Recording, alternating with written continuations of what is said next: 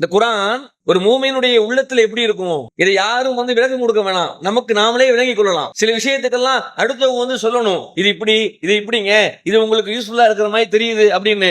குர்ஆனை பொறுத்தவரையில அடுத்தவர்கள் யாரும் அது எனக்கு பயன் கொடுத்ததா பயன் கொடுக்கவில்லையா என்று சொல்ல தேவையில்லை.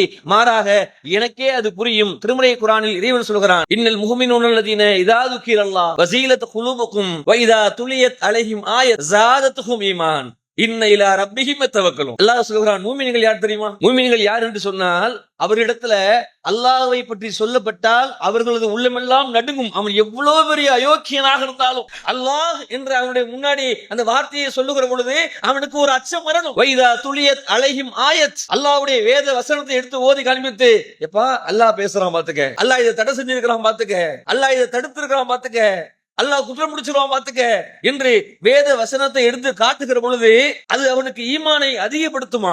மேலும் அல்லாஹ் சொல்லுகிறான், வ அலா ரப்பிஹிம் யத்தவக்கலூன். அவன் எப்படி மாறுவான் தெரியுமா? அல்லாஹ் பத்தி சொன்ன உடனே, அல்லாஹ்வுடைய வேத வசனத்தை எடுத்து ஓடி காட்டிய உடனே அவன் எப்படி மாறுவான் என்பதை குர்ஆன் சொல்லுகிறது. ரப்பிஹிம் யத்தவக்கலூன், நான் அல்லாஹ்வையே சார்ந்திருக்கிறேன் என்று சொல்லுவான்.